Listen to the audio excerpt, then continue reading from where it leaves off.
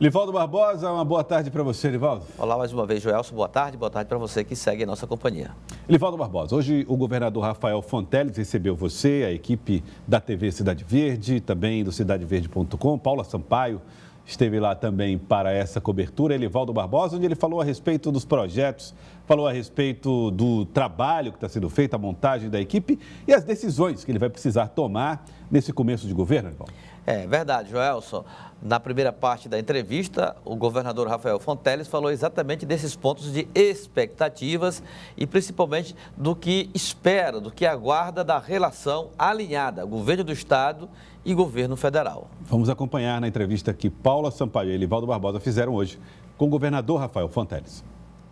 O governador Rafael Fonteles assumiu o governo no dia 1º de janeiro e já nesta primeira semana tem dedicado o tempo quase que absoluto do dia à sua atividade cotidiana, depois de ter participado de uma maratona de posses em Brasília. Ao retornar, passa o dia e até boa parte da noite no Palácio de Karnak.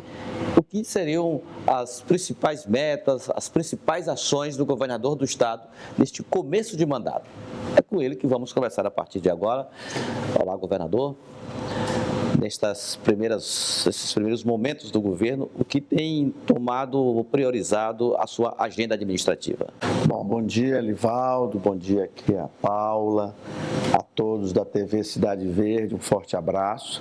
Estamos aqui, como você disse, no Palácio de Karnak, cumprindo a nossa missão dada pelo povo do Piauí, de cuidar do povo, de cuidar da gestão, né, do governo.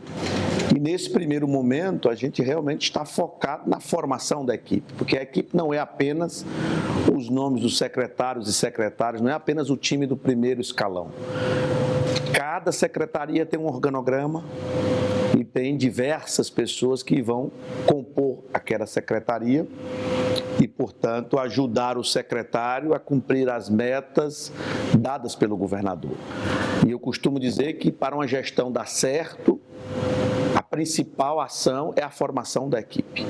Quando você acerta na formação da equipe, você tem muito mais chance de colher bons resultados. Então, esse exercício eu fiz no momento em que nomeei os secretários. Hoje é a posse solene, daqui a pouco, deste time. Faltam poucos nomes aí para completar o time, mas cada secretário, claro que em concordância comigo, tem que fazer esse mesmo exercício na sua secretaria. Então, isso requer um tempo. Do mesmo jeito que eu precisei de um tempo para escolher os nomes, em conjunto com as forças políticas que nos deram essa vitória eleitoral, do mesmo jeito cada secretário terá o tempo, pelo menos aí 30 dias, para conseguir formar a sua equipe. Então o foco tem sido esse. É claro que há outros temas que a gente tem que ir tomando providência já no início do governo, a relação com os poderes, mas o foco principal é esse. O que vai passar ainda para concluir a formação de toda a equipe? O senhor já tem uma meta? Eu gostaria que fosse em 30 dias. Eu estou dando essa meta aí para os secretários, pode ultrapassar um pouco, porque aí a gente vai para a fase seguinte, que é discutir as metas específicas, porque para cada grande meta que a gente coloca, por exemplo, na área da segurança pública, no momento que a gente fala em integração entre as polícias, aumento do efetivo, isso é desdobrado em metas específicas, menores, para alcançar essa meta maior. Então vai ser essa fase de planejamento, que vai coincidir também com a discussão do plano plurianual. Todo ano, todo mandato, o primeiro ano de mandato, se aprova na Assembleia, a partir de proposição do Executivo, o plano dos próximos 4 anos, que irão abranger os 3 anos seguintes do nosso mandato e o primeiro ano do próximo mandato. Então, eu estou cumprindo nesse ano o último ano do plano plurianual anterior.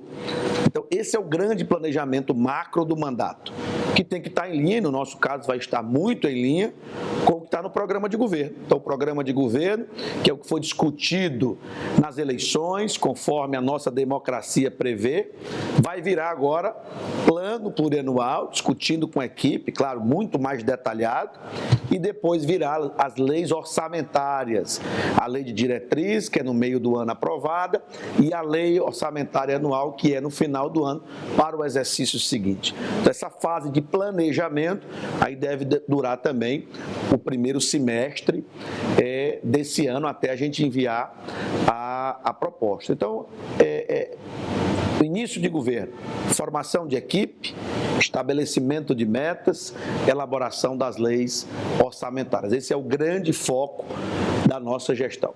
Lei orçamentária, governador, que inclusive está defasada, considerando a lei orçamentária para 2023, que ainda está pendente na Assembleia em decorrência de um litígio lá com o Tribunal de Justiça. Quando é que o senhor espera resolver essa situação? Olha, ao longo desse mês de janeiro, Evaldo, com muito diálogo com o Poder Judiciário, como todos sabem, a equipe de transição foi surpreendida com essa ação judicial, depois que já havia o entendimento entre os poderes. Isso, portanto, elevou o risco fiscal e, portanto, teria repercussão no orçamento. Então, foi pedido que a Assembleia aguardasse a resolução dessa pendência judicial para poder votar o orçamento. E assim os parlamentares entenderam, é uma decisão da própria Assembleia Legislativa. Nós, como Poder Executivo, fizemos a solicitação, mas eu não tenho dúvidas que com muito diálogo, como vai marcar toda a nossa gestão, como já marcou a nossa atuação como secretário de Fazenda, iremos resolver essa situação junto ao Poder Judiciário para poder votar o orçamento. Governador, na reforma administrativa enviada ainda na gestão da ex-governadora Regina Souza, foi enviada uma proposta, inclusive sancionada, para a criação de um comitê gestor que deve auxiliar o senhor a tomar decisões. Eu queria que o senhor explicasse para a gente como é que esse comitê funciona, qual será a função dele específica e quais são esses nomes que vão integrar esse grupo junto com o senhor. Olha, você deve estar se referindo ao Conselho Consultivo, né? A gente já tem aqui os conselhos gestores, principalmente o de gestão de pessoas e também o de gestão financeira, que é basicamente composto pela área meio do governo, Fazenda, Planejamento, Administração, Governo, Procuradoria. Mas também a gente colocou, né, nessa proposta que a equipe de transição fez e a governadora Regina enviou à Assembleia e foi aprovada, a criação do Conselho Consultivo, semelhante ao Conselho da República que temos em nível federal, em que a gente pode ter um fórum com personalidades de grande relevância para a sociedade, na área acadêmica, na área econômica, na área social, para que o governo, né, não fique fechado apenas na equipe interna. É uma maneira, é mais um fórum de discussão, não é?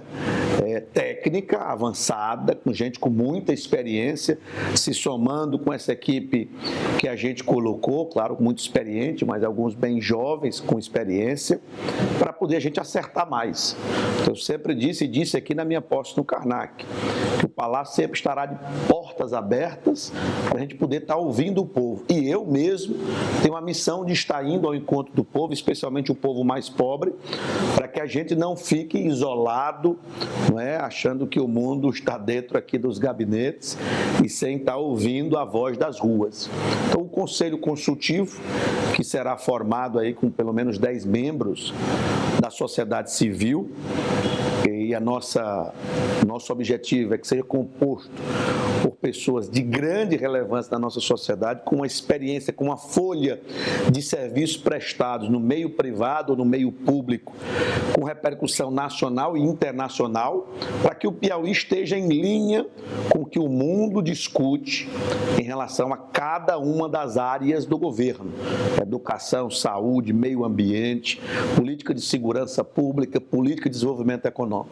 Então, é mais um dos fóruns que eu vou dar, pelo menos no que me cabe, muita atenção para que, repito, a gente acerte mais. Além disso, tem vários outros fóruns, né, conselhos de cada uma das áreas, que a gente vai dar voz, porque a participação popular será algo muito significativo na nossa gestão. Talvez o grande desafio seja esse: a gente combinar essa celeridade, essa dinâmica mais rápida na tomada de decisão, sem perder, né, esse debate, esse diálogo, essa disposição a ouvir os movimentos sociais, populares, comunitários, sindicais, a academia, nas universidades, os empresários. Então, fazer esse diálogo, mas sem perder a velocidade. Então, combinar participação popular com eficiência na tomada de decisão por parte dos gestores. Por falar dessa expressão em linha, me recorda, em sintonia, o senhor recentemente participou de uma maratona de posses em Brasília. Então, depois de algum tempo, o Piauí volta a ter um alinhamento político institucional com Brasília, com o governo federal. Qual a importância desse fato? O senhor estava preparado para esse momento, ou seja, de iniciar um governo em plena sintonia com o governo federal, com a União? Olha, Elivaldo, é muito importante, como você falou, é uma graça de Deus. Temos que agradecer a Deus por esse momento único que o Piauí vai viver na sua história.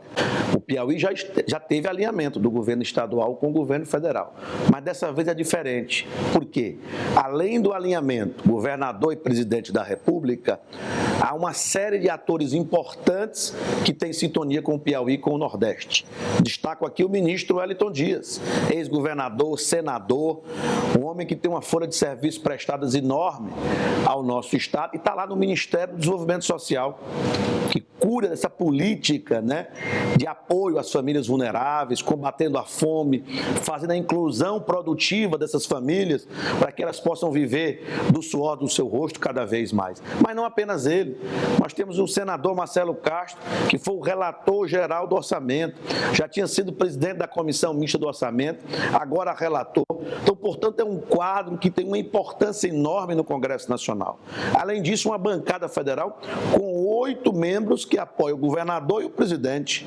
Isso é muito importante. Teremos presença em vários órgãos do segundo escalão, no BNB, estamos lutando para ter espaço na Codevasf nacional, além dos cargos federais aqui localmente no Piauí, que normalmente já são de indicação da bancada federal do Piauí. E também vários outros ministros nordestinos que foram gestores, governadores do Nordeste. Camilo Santana na educação, Flávio Dino na Segurança e Justiça, Justiça e Segurança Pública, Rui Costa na Casa Civil, temos o Márcio Macedo, que é sergipano na Secretaria-Geral da Presidência da República. Então, um conjunto de nomes, o advogado-geral da União, que se considera piauiense, então nessa área jurídica também. Então, realmente é uma oportunidade única e temos que aproveitar. Então, o comando dado à nossa equipe é que o Piauí seja o campeão em aproveitamento de programas federais. Então, qualquer programa que o ministro ou os ministros criem, o Piauí tem que estar de prontidão para cumprir as regras, as contrapartidas necessárias para receber proporcionalmente o maior volume de recursos daquele programa. É para isso que a equipe tem que estar motivada, para além de fazer o dever de casa com os programas estaduais, para aproveitar ao máximo os programas federais que estarão sendo feitos por cada um desses ministros.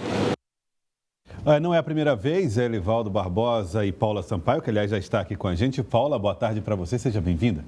Boa tarde, Joelson, boa tarde, Elivaldo, boa tarde ao público da TV Cidade Verde.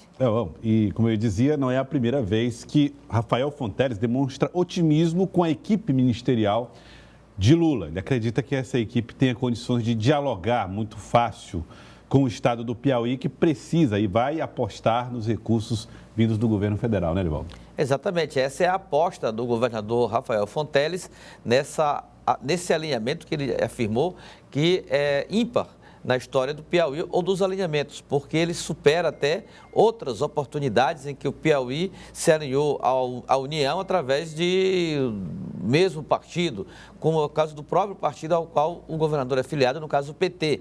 PT no Piauí, no Brasil, já foi assim com Wellington Dias e Lula, em 2 oportunidades. O Wellington e Dilma, uma parte desse mandato também, de forma que agora ele, além desse alinhamento, tem também uma maior presença do Estado nos escalões do governo federal.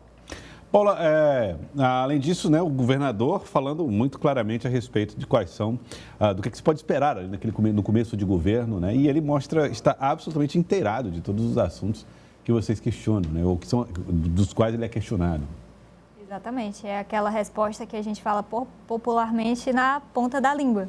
E ele destacou, inclusive, nessa entrevista para mim e para o Elivaldo, alguns cargos federais que o Piauí pleiteia, ali como pleiteia a indicação, como o BNB, Codevasf, e falou algo que eu destaco aqui, uma frase de Rafael Fonteles, de um dos comandos, né, das metas aí que ele tem passado para o secretariado, que é: o Piauí tem que ser campeão em programas sociais.